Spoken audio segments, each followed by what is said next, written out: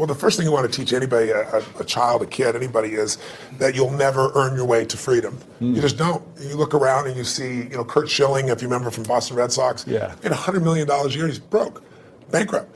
I asked Warren Buffett, I said, what made you the wealthiest man in the world? And he smiled and he said 3 things.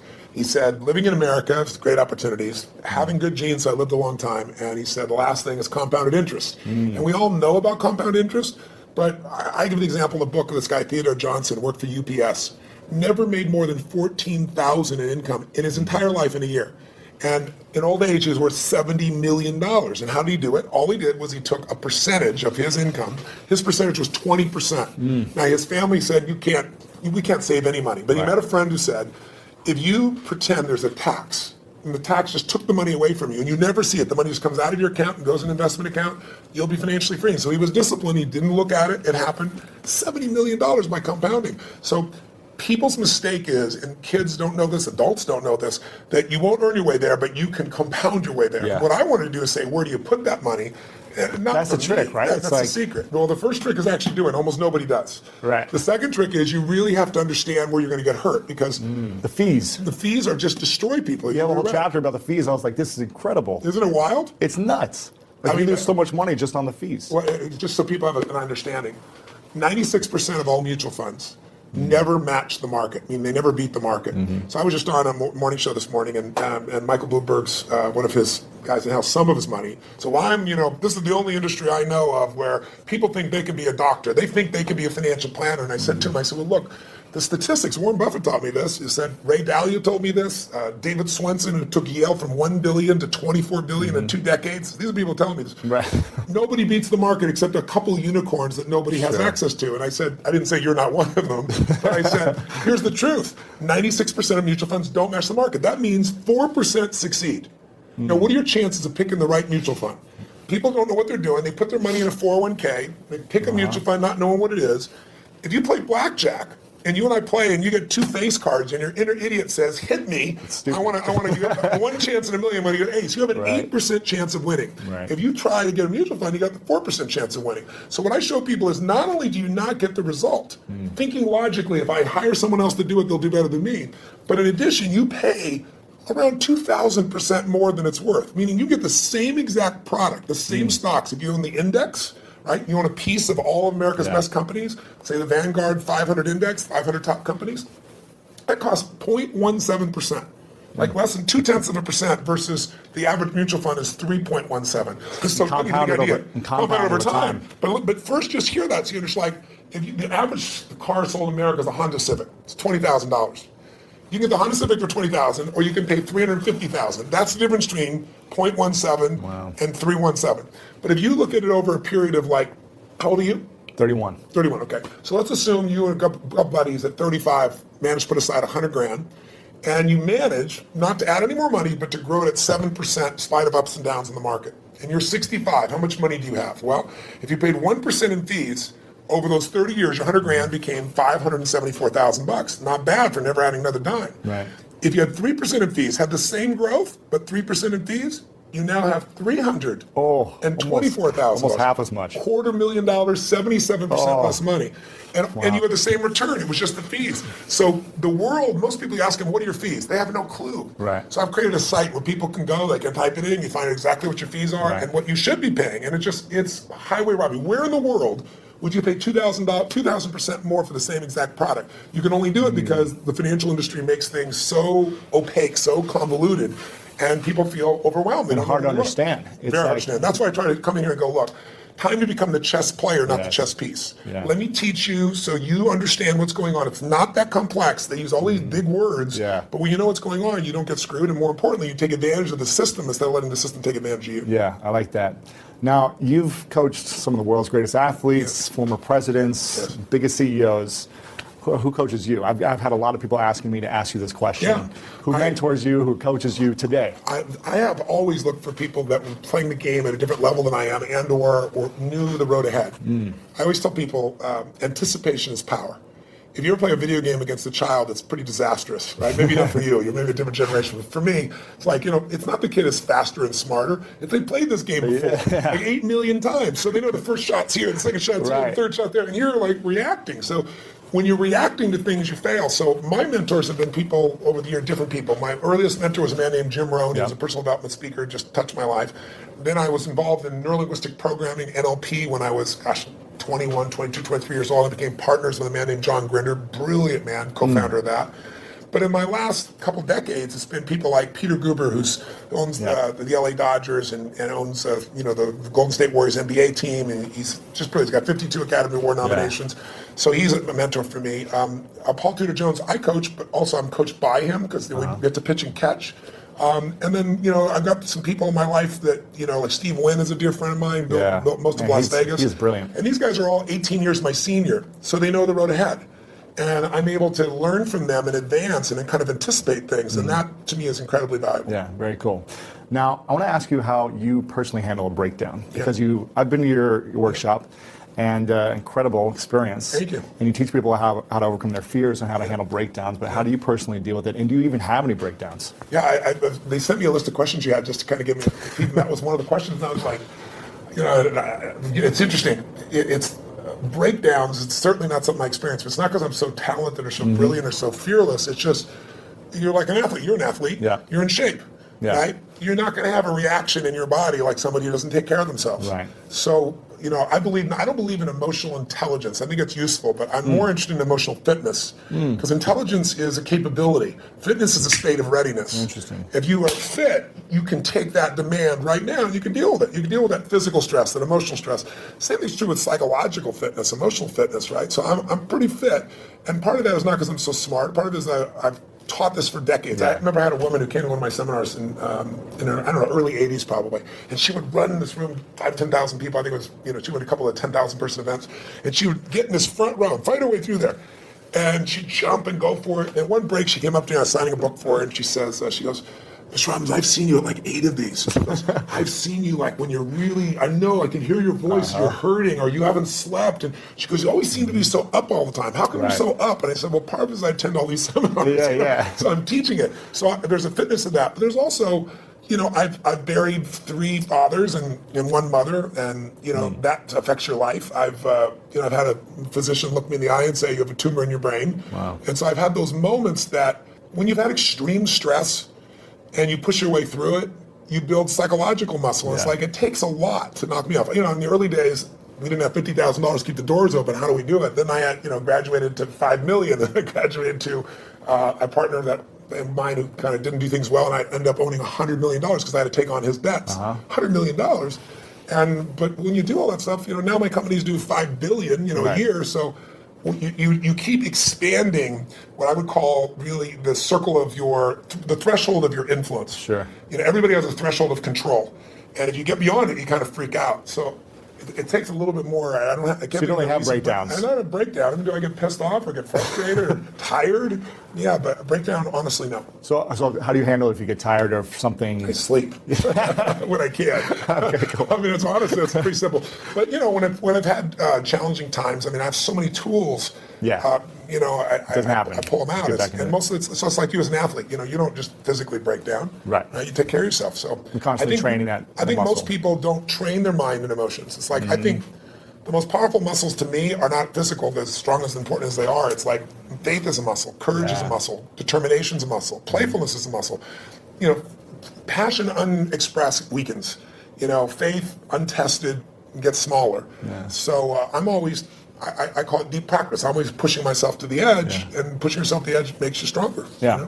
In the book, I was really excited to hear you talk about, you say the secret to wealth is gratitude. Somewhere in the book it says that. And I think maybe it was someone else you were referencing. Yes, it came from Sir John Templeton. And every day I practice gratitude. When I wake up, and every night, I always try to say to my girlfriend or someone I'm talking to before I go to sleep, 3 things I'm most grateful for. That's great. Now, why? So I was pleased to see that. I was like, I'm on the right track if I'm living in gratitude. But why is that the secret to wealth? Well, Sir John Templeton is probably one of the greatest investors in history. People don't know his name. He started out with nothing. He wasn't Sir. He wasn't from another country. He came from the U.S. And he decided that he wanted to understand wealth, and so he saved $10,000, a huge amount of money in those days. And when Hitler invaded Poland, he developed a belief. His belief was, you make your money in times of maximum pessimism. Like if you were around in 2008, 9, you remember what it was like, right? Yeah. you could have bought, the Sands in Las Vegas, you could have bought their stock for $2.28. Today it's $67. Wow. It's a 3,000% return. It's not bad. You could have bought Citibank for less than $1, right? So people in those times, he understood that. And so what he did was, and everybody thought the world was going to end, he took $10,000, he bought every stock on the New York Stock Exchange that was $1 or less, including companies everybody thought were going bankrupt. But when things are bad, people think it's going to be bad forever. When things are good, they think it's going to be good forever. And they're always wrong. Life's cyclical. So there's a season for everything. So once we got through World War II and went a few years later, guess what? Those same stocks made him a billionaire. So when I asked him, I said, what's the secret to wealth? His response really touched me. He goes, you know it, you teach it. I said, what's that? He said, gratitude. And I said, why do you say that? He said, because if you got $1 billion and every day you live pissed off and frustrated, the quality of your life is called pissed off and frustrated. Right. But if you have nothing, but you're euphorically grateful for whatever you have, you're the richest person that you're going to know. He said, so it doesn't matter how much money you got if you don't have gratitude. So I do the same thing, by the way. I have a process I call it priming, where I get up every morning. I do mine in the morning. I do this radical change to my body, kind of alter my state. And then I do 10 minutes, I never miss. And my first 3.5 minutes is what I'm really grateful for. And I make myself think of at least one of those three that's something really simplistic instead of something giant. The wind on my face, the look in one of my kids' eyes, something of that nature. And then I do 3 minutes of strengthening, healing. I do 3 minutes of what I'm going to create my world. And I do that for a minimum of 10 minutes every day, because I believe you have to condition it. You don't just hope that stuff shows up. You set your intention each morning. Well, not every day. Yeah, very cool. So what are you most grateful for recently in your life? Gosh, so many things.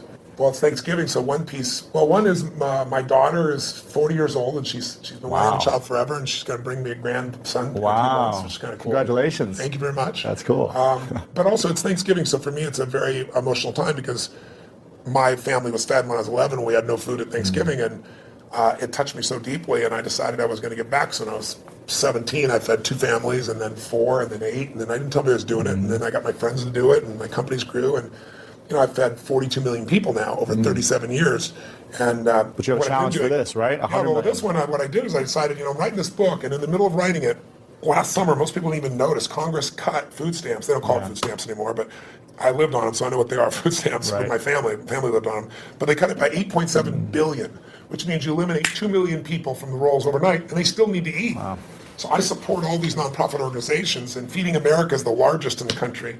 And so I thought, I want to call attention to this. So if I donated all the profits of this book in advance, how many people could I feed? Because I normally feed 2 million through my foundation, and I match it. So I feed 4 million a year. And they said you could feed 10 million people. I was like, wow. I mean, and then as the years gone by, I've gotten more and more inspired. And so now I'm going to feed 50 million people personally, and not just from the book. I'm writing a larger check on top of it. But also, I'm working with Feeding America to get matching funds to feed 100 million people. Incredible. So to go from my family not being able to eat to feeding 100 million people is a pretty amazing sense of gratitude and a sense of grace. And I've done my part, but there's been grace in that as well. It's amazing. It's incredible what you're doing, and very inspiring. So thank you for doing that. So anybody who gets the book, you're feeding I'm not getting profits for you.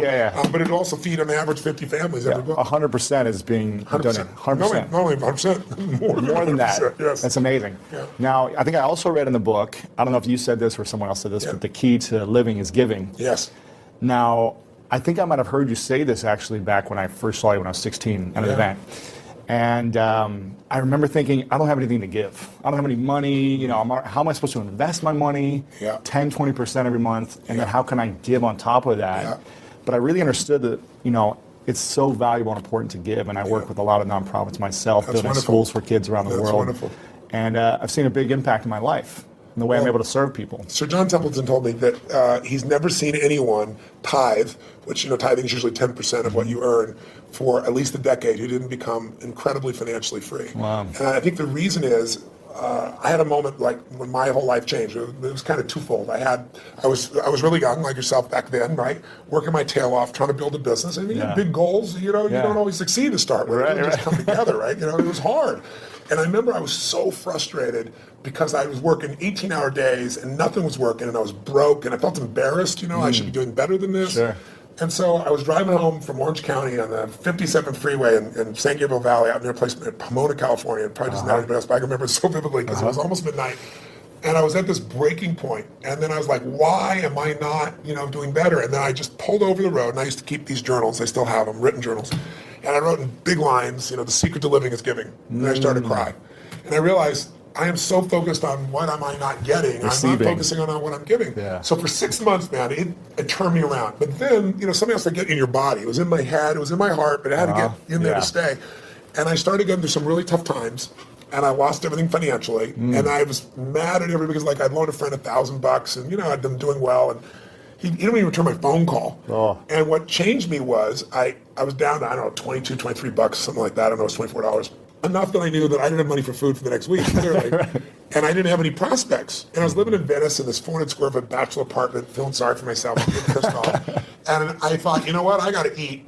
So I'm not going to drive my car because I'm not going to spend the gas. I'm not going to pay for parking. Sure. I'm going to go to an all-you-can-eat place and load up for the winter, right? So I can get more, like one meal a day. Right. And so there's a place called Marina del Rey, not far from Venice.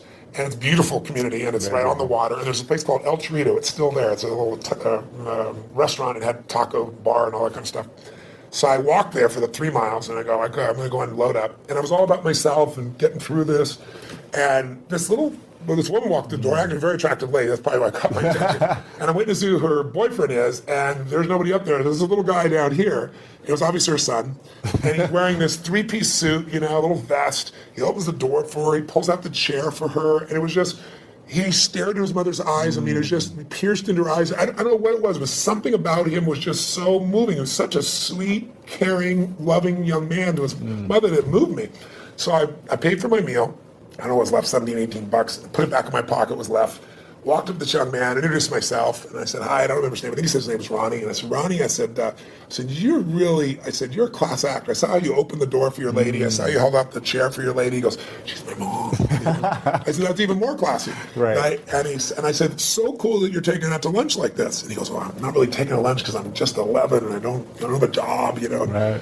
I said, yes, you are. And I had no plan. I just reached in my pocket, took all the money I had, changed dollar bills, and threw it right there in front of him. He looked at me like this. He goes, I can't take that. I said, sure you can. He said, well, why? I said, because I'm bigger than you are. And he got this big grin on his face. His eyes got this big. And I just shook his hand. I didn't even look at his mom. And I just walked out the door. But the reason I tell you the story is I had no car. I had no money. I was euphoric. I was like flying home. I was like, I probably looked like an idiot, probably skipping or something. I mean, I was just, and what I felt was, I should have been like, what the hell did you just do? I have no meal. What are we going to eat? Right. I went home that night, I laid out a plan. And the plan was going to take me, 10 days, 2 weeks. So I thought, well, people fast for a week. I could fast for a week, that type of thing. And I have this great mindset about it. And I woke up the next morning, and I get the old regular snail mail shows up. And it's this guy I've called a zillion times who wouldn't return my call. I open it up, there's a check, $1,000 plus interest and an apology. Wow. So I'm sitting there, and I started to cry, honestly. And I was just like, why did this happen, And I don't know if it's true, but I decided that day this happened because I did the right thing. Because I didn't have a plan. It wasn't a strategy. I just thought this little soul beside me. I knew it was right, and I did it. And I didn't do it because I thought I could or I couldn't. I didn't even think about it. And that's the day I became a wealthy man, because I didn't have any money, but scarcity left my body. And I had plenty of ups and downs since that time, in various times in my life, but I never went back to that, oh my God, how's it going to happen? Yeah. It's like breathing. Do you stop and say, God, is there going to be any air before you take a breath? You know it's going to be there. Right. You don't run your life by that aspect. And so that to me is what it's about, is showing people, if you won't give a dime out of $1, don't bullshit yourself. You'll never give $1 million out of 10 million or 10 million out of 100 million. It's just not going to happen. Right. But if you can do that now, you don't ever get beyond scarcity. You start behind it. You make a decision to get beyond it. So how does someone, when they're living in scarcity, they're living in fear, and it's like this emotional feeling. It's in your body, like you say, when you're like, I can't even pay for my meal. How am I going to start giving? What are some things that people can do to start overcoming that mindset, or start strengthening it, or shifting it? I'll tell you a couple things. I'll tell you what I did when I was first on my own. I got my mom kicked my dad out when I was 17. She's a very powerful woman. I had 4 fathers, so they all learned how to get the boot. She thought I was on his side, so she kicked me out next. I was 17. She chased me out with a knife. She wouldn't have hurt me, but I wasn't going back in the room. Wow. And that's how I figured out what to do. And I didn't place to stay, and I ended up staying in somebody's laundry room for a while, and then I started reading and feeding my mind, and then I developed this little system, and the system was really simple, and I tell people now, as I say, number one, every single day, you got to feed and strengthen your mind. Until you do that, you're always going to be in fear, because fear is automatic. The human brain is designed for survival. It's not designed for success. Your brain is not designed to make you happy. That's your job. Right. And the only way you're going to do it is if you feed your mind, because otherwise, weeds grow automatically. My coach, mentor, Jim Rohn, used to tell me, so Tony, every day you got to stand guard at the door of your mind. You got to watch what's going in, because if you're not careful, stuff will go in. And he said, and all the times it's somebody who cares about you. He said, if your family, if your worst enemy puts sugar in your coffee, he said, what happens? I said, you got sweet coffee. He goes, what if your best friend by accident, or your family, don't mean to, they drop one drop of strychnine in your coffee, you're dead. He said, so life, sugar, and strychnine, and watch your coffee. Right. So every day I decided, I'm old enough, honestly, there was no internet those days. I'm pretty ancient. I used to go to the library, because it's the only place you go. And I'd read biographies. I'd read people's lives, and it would make me go, wait a second, as bad as I think it is, the greatest people in the world had it worse. Sure. So there's something here. So you feed your mind. Jim Rohn used to say to me, skip a meal, but don't skip reading. He said, read 30 minutes a day. I don't give a damn what it is. And today, I don't mean internet crap. I mean, read something, a biography, read something that's a strategy, read something that's going to change your life. Then the second thing I tell people is feeding your mind's great, but you've got to also strengthen your body. And you do that as an athlete naturally. I learned to do that because fear is physical, right? You know where you feel it. And if you go work out, if you go lift, if you go run, even if you're out of shape, you just go for an intense walk, that experience alone changes your life. Every day of my life, the first thing I do before I do my priming, if I'm at one of my homes, I jump in some hot water for fun, and then I jump in freezing water. And I have, a river, in one of my homes in Sun Valley, and I've got cold plunges everywhere else. So I go in 57-degree water, boom. And what it does is, it's teaching my brain. I tell my brain what to do, and it does it. It doesn't feel like it, doesn't want to do it, and every cell in your body is alive, right? So it doesn't have to be 2 hours worth of something. It can be something you do for 30 seconds, but it's training your body to be strong, because a strong body creates a strong mind, and vice versa. Yeah. The third thing I tell people is find a role model. It seems impossible until you see somebody who's done it. So, Ray Dalio is one of the greatest investors in history. The guy was a caddy, right? His dad was a jazz musician. His mom was a homemaker. He's worth $14 billion. He found someone to mentor him. He found multiple people to model. Right. You don't always find a mentor, but you find somebody you can model. And when you start seeing that somebody else can do it, and you see they really did, you start to believe, you start to get certainty. And then the fourth thing I tell people is it's massive action and constantly change your approach, and then it's find somebody worse off than you are and help them. Because when you do that, it gets you out of yourself. And that's what I really have people do. That's what we do at Thanksgiving. We have our basket brigade where 2 million people get fed. Amazing. Not the one I do, the one that I get people to do. And it's amazing. People go in there and they see, my God, I thought my life was tough, but look at this person's life. It makes you appreciative. It puts life in perspective. Yeah, very cool. Now, talking about feeding the mind, if you could only leave 3 books behind, it's the end of your life. 3 books behind to your kids. Yes. And or the message to the world of here's the 3 most important books that you should read. That's tough. What are those 3 books that all the books I've read through? You only pick 3. That's a tough one. I don't know if I can do that, but I'll tell 3 off the top of my head. I'd say Man's Search for Meaning, Viktor Frankl, because all of us in our lives are going to experience extreme stress. I don't care how much money you have, I don't care how much people love or respect you, you'll have your time. It might be a health issue in your family, it might be something happens to the economy, something happens to all of us. And so to see how people that were put in the most insane, unjust environment, people that were in Auschwitz, how they dealt with that unbelievable situation, and how the ones that thrived in spite of it, and to go through Viktor Frankl's way of understanding how to create meaning in your life. I don't think there's a more important book. I think maybe another one might be As a Man Thinketh, because it's a book that you can read dozens of times in your life. It's small, and it's the core of everything. As you think, so you are. I mean, obviously the Bible is an extraordinary book, or whatever religious document a person believes. I'm personally a Christian, but I tell people whatever you believe, you need to practice it, whatever it is. Because there are many different ways of connecting, to what has created us. And then that's 3 already, but I give you one more. I think another one that's important would be understanding the life cycles of humanity. There's a book called Generations. It's a big book. It's, I think, 1,000 pages, 800 pages. Bigger than this book. Much bigger than this book. But it's a book worth reading because it shows you how, as every 100 years, 80 to 100 years, we run through the same cycles. Like what we've just gone through economically in 2008 happened 80 years before. And you can go through 1,000 years of Roman history and you see it. And when you begin to be able to anticipate what's coming, you know how to take advantage of the season. Some people freeze to death in the winter. People that are prepared might snowboard or ski and have a good time. So it's a brilliant book, and it's by Strauss and Howe. It's worth reading. Cool. All right. So those are 4. I'm curious. Why didn't you recommend one of your books? I don't think I'm the best book in history. I'm just teasing. I'd frankly have put some in an event. Exactly. Yeah. Events are incredible. This is a question from your son. Yes. And I said, is there any question you haven't asked your dad that you're still curious about? And he said, yeah. He's pretty calm, actually. He's a calm guy. He's not outrageous like you. He's pretty outrageous. And he said, my dad does everything on such a big scale. Everything is big. Everything is huge, impactful. It's like the biggest it can be, the best it can be. Yeah. He said, but I wonder what's something small he's done that he's so proud of. So is there something small you've done? An example was you giving money to, that child. It was a great example of that. But is there something recently you've done that's so small that you're like really proud of? A lot of people don't think proud is a good term. I think it actually is. Ego is edging God out. That's when you make shit up to make yourself feel good. But I think if you've really done something, you have, and no one could take that from you.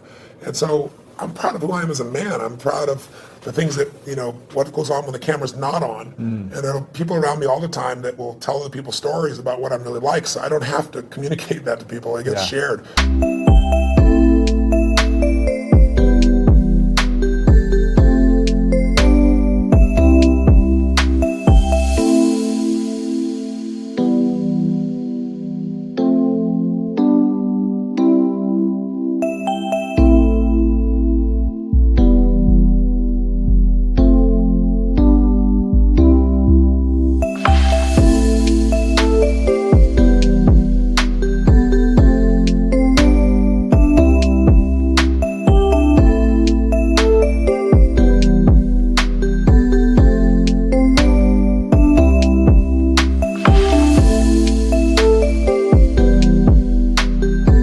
So I don't know. There's so many things in life. I don't measure them as big versus small. Sure. My wife was somebody who would see one person and be thrilled, and I had to see 10,000. I think so. She's balanced it out for me. I feel like life is short, and while you're here, I want to have the most impact that I can. So I go deep and I go wide.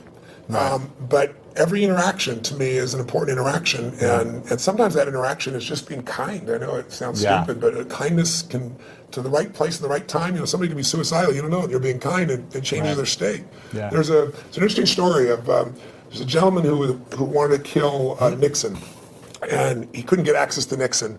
It's a true story. And so he wrote a journal. That's how we know the details of it. And he decided he's going to go after Wallace and he's going to shoot Wallace. And he actually did do that shooting. And when they read his journal, it was fascinating. He didn't want to kill Nixon because he didn't like him or Wallace. He just wanted to be famous. He wanted to be worth something. And one of the reasons he didn't kill Nixon is he was going after Nixon, and he was this far from the president, and an old woman bumped into him just as he's reaching his pocket to get this gun. And in the middle of this, everything's frenzied. He wants to shoot, become the most famous man, another one of those assassins. And this woman grabbed his hand and said, "I'm so sorry. I'm just so sorry." Really? And he said in his journal afterwards, his hand was on the gun. Wow. And her looking in his eyes with this love in her eyes and this kindness in her eyes, he said, "I couldn't make her witness that," and he put the gun away. Oh, man. That saved Nixon's life. Wow. Right? So we went after Wallace, But that's the power of a moment of kindness. So I think we underestimate. Somebody came and fed my family when I was 11 years old, Obviously, the person must not be alive still because I've told the story these last 20 years, and they haven't reached out to me. Yeah. But, imagine what the impact of that was by that one little act of kindness. Crazy. Yeah, amazing. So you go back to 31. You're 31, you're my age. Yeah. What are the three things you do with your money based on the information in this book? We talk a lot about asset allocation. Yes. The fees, understanding where you're putting your money, and understanding finding a fiduciary, right? Yes. We talk a lot about that, but what would you do if you're making... Knowing what I know today? Yeah, go back, you're 31 years old, what would you be doing? Well, three things you do first. Well, you have a good income, so we're talking about you. Yeah, right? sure. Okay. So you're making 6 to 7 figures. Great, that's wonderful. Yeah. So what I would do in that range is I would take and I would model one of the best masters. If it was me, one of the people, asset allocation, so people are clear, is the one thing that I met with David Swenson. He took $1 billion, turned it into $24 billion in 2 decades, in 20 years. Just mind-boggling. $1 billion a year, right? Just think about that level of doubling. It's just mind-boggling. And I asked him, I said, what are the dials? What are the only dials we can touch? And he said, Tony, to increase your return, there's only a few things you can do. He said, you can make better selections of stocks. He said, you can have better timing. He said, and you can have better asset allocation. He said, the first two will never happen because the first two cost you money. Got to hire somebody. Everybody's wrong on the timing. He said, asset allocation, which simply means dividing your money into different buckets. Some of those buckets are secure so that even though you think you're going to be a genius, you're going to make money no matter what. That money grows slower, but it'll always be there, and it'll give you freedom for the rest of your life. There's a growth bucket, which is also a risk bucket. We forget that. Yeah. because one of the things Ray Dalio taught me, he said, Tony, everybody invests in what they think they know. If you grew up with real estate, you're not a genius, but you made money in real estate, because anybody can when real estate's going up. Yeah. You think you're a genius. You think you know stocks. Oh, you're a genius, in 1999, right? Sure. You're a genius in 2010 when things started to grow a bit. He said, whatever you invest in your lifetime, that area is going to drop 50 to 70%. There's zero exception. He can show you mathematically and he can show you historically. Wow. So he said, you have to diversify even though you don't want to. And you have to divide these monies up. So every one of them taught me different asset allocations. But the one that I think is the most valuable for anybody to really take advantage of is Ray Dalio's, because Ray Dalio's figured out, why is it in 2008, if your stockbroker, your financial planner said, we're going to protect you, we're going to put you half in stocks and half in bonds, why did they both go down? You weren't protected at all. Same thing happened in 2000. And he figured something out. When you think you're in a balanced portfolio, you're not balanced. And the reason is stocks are 3 times more volatile than you'll find in bonds. What does that mean? It means when you think you're 50-50, you're 50-50 with your money, but you're not 50-50 with your risk. You're 95% at risk and 5% on the good side. That's why everybody loses. So he figured a formula, because he said, look, someday I'm going to be gone. Yeah. I want my kids to have the money long term. I want all the philanthropic things I'm doing to be taken care of. So he spent 15 years studying the markets and figured out, how do I design a portfolio that'll make money every time? Like, if it loses money, it lost in 75 years, it's lost 1.6% when it's lost, but it's been right 85% of the time. Wow. If you went to Vegas and you had a plan that worked for 75 years and made money 85% of the time, and when you lost 1.6%, and when you gained more than 10%. The biggest loss in 75 years is 3.95%, less than 4. Wow. So why did people not make it in the stock market? Because when you take a 50% hit, they all say stay in. Nobody, the average person never stays in. Sure. If you look at the last 20 years, the average person, the stock market over 20 years, from 1993 to 2013, has averaged 9.2%. Pretty cool compounding. You double your money pretty damn quick doing that. Right. But the average mutual fund investors made 2.5%. Why? Because they freak out, they sell when it goes down, they buy when it's looking good, it's just the wrong time to buy it. They don't know what to do. So what Ray Dalio's strategy does, and by the way, he's never shared this strategy ever publicly. And he gives it in here. He gives it in here, which is mind-boggling. I pushed him, I teased him, I cajoled him. In the end, I said, look, you're not taking any more money, help the average guy out. He lays it out. You can do it yourself, or you can have someone else do it for you, but it takes 15 minutes a year and 85% success over 75 years. And I could take any time period, the last 30 years. He lost money 4 times. One of those was 0.003%, so it's really breaking even. So, and again, the most he ever lost, less than 4%, average 1.9%. So if you're looking for a plan, I'd put some money there. Then the other money that I would do is I'd take some of that money and I'd look at what are the biggest trends. I have a lot of my money also in senior housing, and the reason is twofold. It's a demographic inevitability. There's this giant wave of baby boomers, and there isn't enough senior housing to take care of them. And I like it. I like to create a quality place for someone to be able to be lived and taken care of and so forth. But there's huge income from it, and there's the growth in the asset itself. Sure. So I'd be looking at what are the big trends, but I would make sure I locked down a segment of my money that I took a percentage of my income no matter what, and I made it really big, and I made it so I never have to work again. And that's where I am now. I don't have to work. And what's ironic is, when you interview people that make at least $750,000 a year, right, just under $1 million, 80% of them say they'll never retire. When you interview people that make a very little amount of money, they all talk about wanting to retire. Right. And the people that do retire say they'll retire after 75. Like, Steve Williams, my buddy, he's 72. Warren Buffett's 84 now. Still working. I met with Jack Bogle, who created Vanguard. He's been in the business 63 years. Wow. He's 85 years old and such a genius.